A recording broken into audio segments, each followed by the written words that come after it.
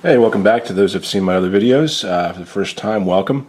I'm going to do a two-part kind of review here. I'm going to open a pack of Dragon's Maze, the intro pack for Simic, Simic Domination.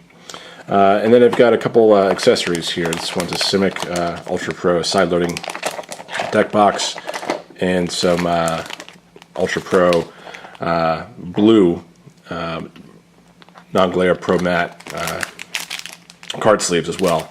So I won't make you sit through me sleeving the deck, but we'll look at that and see how they shuffle up and everything works out.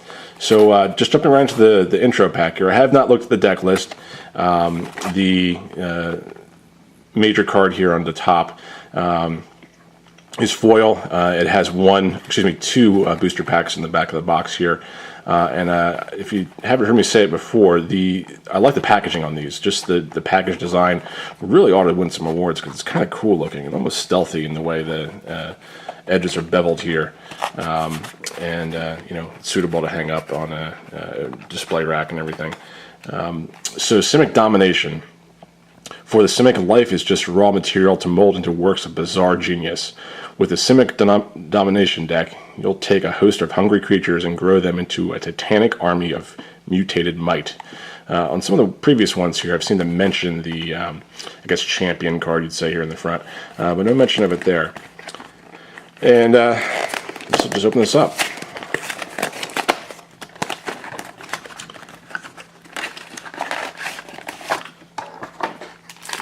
Right. Included in here, which I won't go through, is a Dragon's Maze intro and how to play, and then I think there's a little bit of information on exactly what's in this deck and how to supplement it with other booster packs or stuff that you may want to add to it, because it's not a top tier deck, but certainly something that can get to being playable in a tournament scenario, at least a local Friday Night Magic type situation. But after looking at the Simic event deck, it's going to be hard to find anything that even comes close to matching that. So opening up the Simic Domination. Varel of the Hulklad. It's a 1/4 for 3, 1 generic, 1 green, 1 blue. And for 1 green and 1 blue, and tapping it, for each counter on target artifact, creature, or land, put another of those counters on that permanent. So great if you've got your own +1/+ counters out there, and even better if you've got -1/- counters on your opponent's stuff. Cloudfin Raptor, one of probably a couple of these. Is a 1 flying with Evolve. When an evolved mechanic is specific to Simic, whenever a creature enters the battlefield under your control, if that creature has greater power or toughness than this creature, put a +1/+1 counter on this creature. So we can build it up fairly quickly if you've got, going against the 0/1 here. Gyre Sage, 1/2 for 2 with Evolve. Tap it to add 1 green mana to mana pool for each +1/+1 counter on Gyre Sage. So the theme here will be the Evolve mechanic. Murmuring Phantasm, 0/5 with Defender. Battering Krasis, some of the best artwork in Dragon's Maze, I feel. And I thought this was funny, the Fish Beast. 2 of those. Centaur Courser, it's an M13 card. 3 of those. Croconora, it's a Dragon's Maze card. Beautiful Mage, Dragon's Maze. Did I say Dragon's Maze? I meant Gatecrash. 2/2 for 3. 1 green, 1 blue. Battle for Mage gets +2/+2 and gains flying until end of turn. Activate this ability only once each turn. So basically they limit you with that. Because you can't gain flying more than once, but really limiting you on the +2/+2 portion. 2 of those. Elusive Krasis, not as cool looking as the Battering Krasis, but still good artwork. It's unblockable with Evolve, 0/4. So the Evolve thing will just get a little complicated when you're trying to determine what needs to be had added counters to and such when they go into play, making certain cards stronger than other ones. And you have to kind of think about what you're going to add before you add it. This is a full 60 card deck, so when we look at the 2 boosters here, we'll potentially pull a few things out that are too high cost or may not work as well in this deck. With all the Evolve going on, there's probably a couple we might want to pull out. Crown Ceratok, 4/3 for 4 with Trample. Each creature you control with a +1/+1 on counter on it has Trample, so that works well here. Only one of those though, and we're not going to get any more because it's Gate Crash. Opal Lake Gatekeepers, so 2/4 for 4. When Opal Lake Gatekeepers enters the battlefield, if you control 2 or more gates, you may draw a card. I tend to leave these out just because gates, you're not guaranteed to have 2 of them, and maybe you will by the time you got 3 or 4 mana to spend. But still, I might even put that off to the side right now. Species Gorger, Dragon's Maze card. At the beginning of your upkeep, return a target creature you control to its owner's hand. 6/6. So it's just one of those cards that would be a lot better if it didn't have that drawback. But you could probably work it into something that isn't so bad for you with all the little weenie creatures you have in here. 2 of those. Sapphire Drake is a 4/4 flyer for 6. Each creature you control with a +1/+1 counter on it has flying. So this card in combination with your Elusive Krasis, Beetleform Mage, would definitely be... there's another card in here that adds Trample when you have +1/+1 counters on it. So that's definitely cool. But again, you only got one of them. Archweaver, 5/5 for 7 with Reach and Trample. Your Simic Guildgate, 4 of those. Great. And all your land in here is going to be Return to Ravnica land. 2, 3, 4, 5, 6, 7, 8, 9, 10. Forest. 1, 2, 3, 4, 5, 6, 7, 8, 9, 10, 11, 12 Island.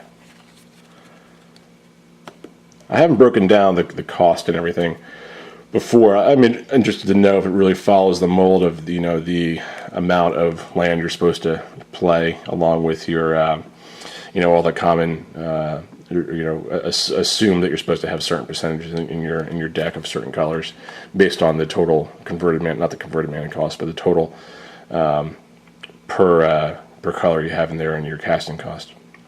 The back part of this deck here is your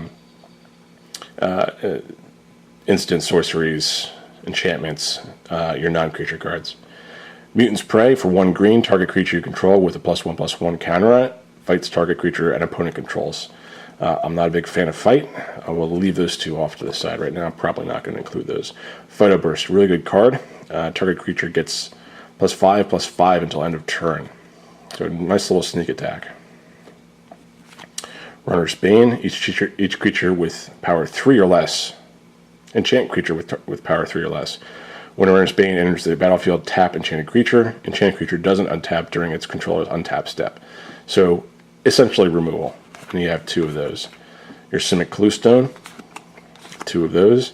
Hinder Vines, for 3. You have an instant that prevents all combat damage that will be dealt this turn by creatures with no +1/+1 counters on them. We're playing a counter deck. We're almost assuming that the opponent's not going to be playing one. Probably a better sideboard card than a main board. Bred for the Hunt, Dragon's Maze card. For 3 mana, you can have an enchantment that whenever a creature you control with a +1/+1 counter on it deals combat damage to a player, you may draw a card. 2 of those. Krasis Incubation. I've said it before, but I'll say it again in this video. That looks like a skinny force of nature. And then this card got a little bendy here. It's a give and take. Put 3 +1/+1 counters on target creature, and then remove all +1/+1 counters from target creature you may control. Draw that many cards. I just encountered this when I was opening a pre-release box, and I really don't know how it works. I'd be interested to know. You guys tell me. Can you tag this on when you attack and then pull it off right after you attack? I'm going to probably go and read the Gatherer text on it tonight and figure out what's going on. because it's a great card if you can do that. Otherwise, not as much. So that's the main deck here. We're essentially going to go in and look at our 2 booster packs here, and hopefully find 4 cards to put in here that we didn't have, that I didn't want to play with. So going into booster pack 1, Simic Cluestone. I think there was only 1 in here, so right away we could probably put that in. So just green and blue cards, or if there's something from another guild that looks like it's playable, we could think about putting it in as well, especially if we get a guild gate for it. Drown in Filth, Golgari, Obolsar Gatekeepers, Dimir Cluestone, Murmuring Phantasm. There was 1 in there already, so maybe we'll consider that. Gruul Cluestone, Maze Sentinel, Pilfered Plans, it's a Dimir card. Rakdos Cluestone, Toil and Trouble, Rakdos, Sin Collector Orzhov, Down and Dirty, which is a Golgari card, Zerta Ancient, which is Gruul, a 7/5 beast creature for 3 generic, 1 red and 1 green. Whenever a player taps a land for mana, that player adds 1 mana to his or her mana pool of any type that land produced. So that's pretty cool. Interesting that they've never ever said 1 mana to their mana pool. So they always say his or her. There's probably a reason for that. I'm not sure. Maybe they're just trying to be more PC, but I think they could get away with saying their. And just another thing to note on here, and I've said it in a lot of my videos so far, when you're reading a casting cost, you generally say 3 generic mana, not 3 colors or 3 of any color, because 3 of any color does not include a colorless mana. Saying colorless does not include any mana of any color, but generic encapsulates both of those. So when you have a cost or a land that produces a colorless mana, it produces a colorless mana that can be used for a generic mana cost. It's something very simple. It's something that a few guys actually are very steadfast about on YouTube, like channels, and I generally think I say the right thing. I'm not too much of a stickler about it for anyone else, though. But that's the reason I do say generic mana at the top. Selesnya Guildgate and a Centaur token. So potentially 2 cards we could use there, not a whole real lot, but cool card to get the Zerta Ancient. Into the second pack.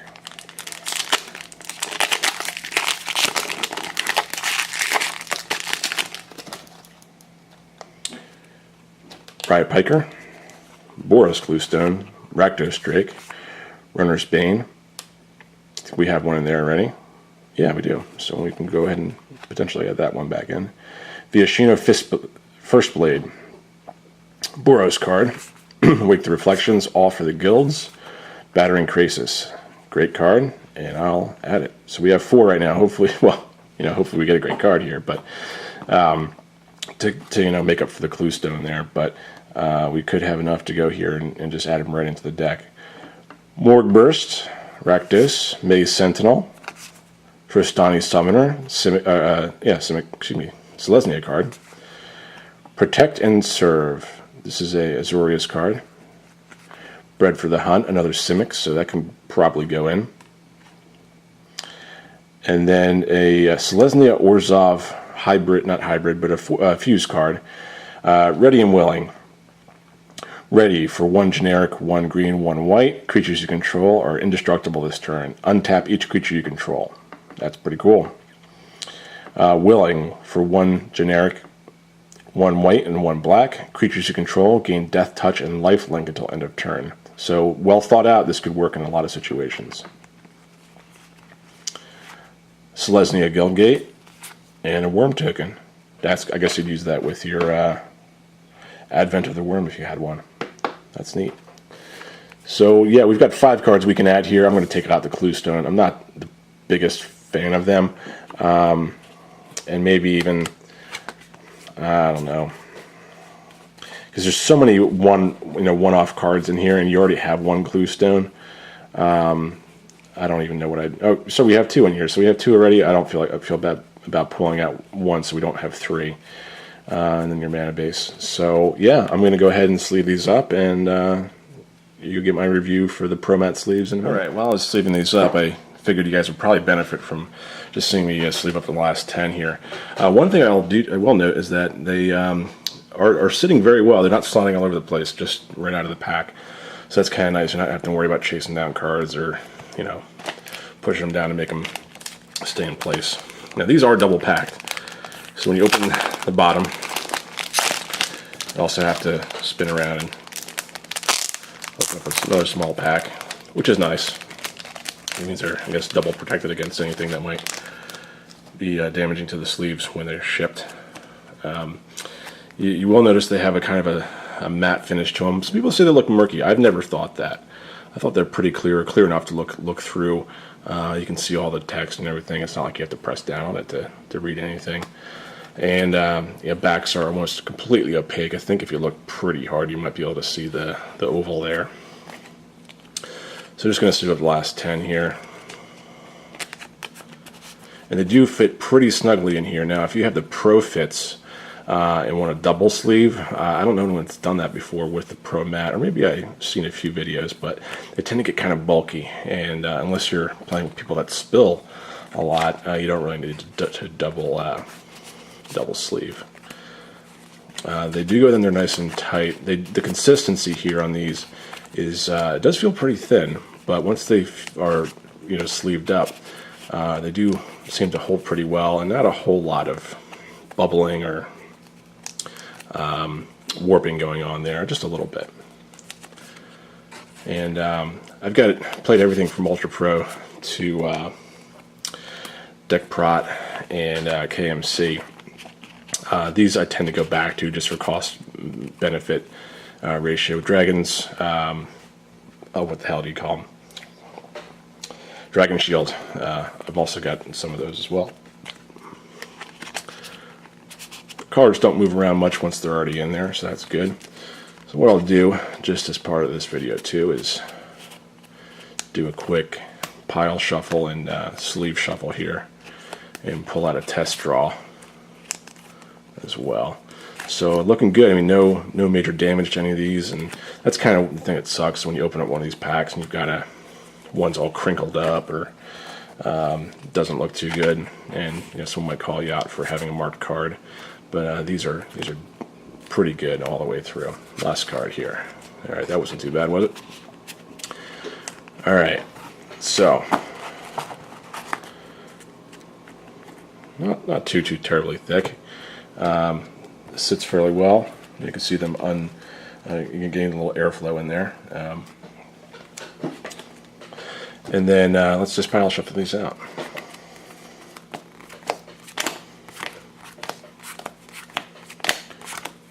Let's take a minute just because there's 60 of them, not 40.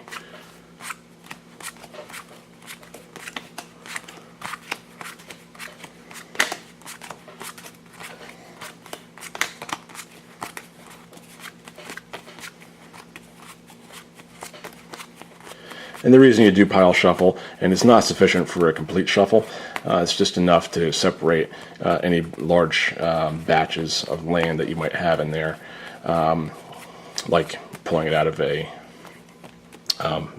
intro pack like this. And once these are all set up, they can go in any order. You can random if you want.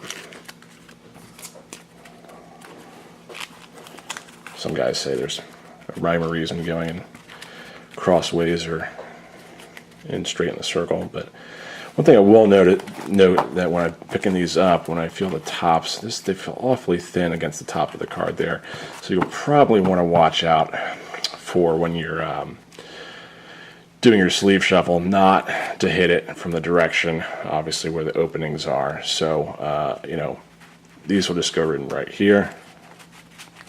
And some guys make a little bit more of a fuss when they put these in here, but I just like to, glide them in, push them down with my thumb opposed to letting them fall freely. But to each their own, and as long as you're not riffle shuffling my deck, you're welcome to shuffle at any time. I think some guys are over anal about it. I think you can say get completely pissed off at someone for riffle shuffling. But at the same time, if someone's being reasonable about it, and you can let them know ahead of time, hey, don't do that with my deck. But then you get the jerk out there who does it anyway, and saying it doesn't do any damage to your cards. Yeah, but you're still betting a card that I spent money on. So, all right. So what I'll do now is just one more of these. I'll cut, and then we'll draw 7, and then we'll draw, assuming first turn, we'll draw an 8th.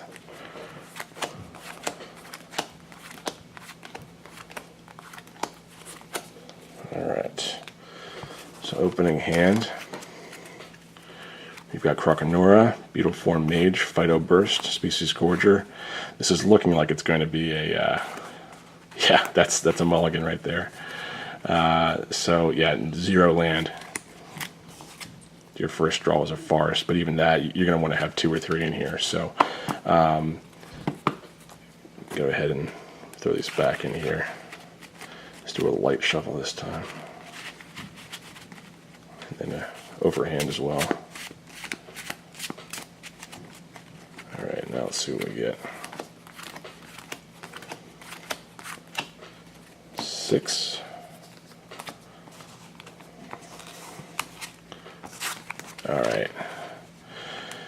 Alright, now we just on the other end of it, we got 4 islands, or excuse me, 4 lands, 3 islands of forest, and a Runner's Bane, and a Centaur Courser.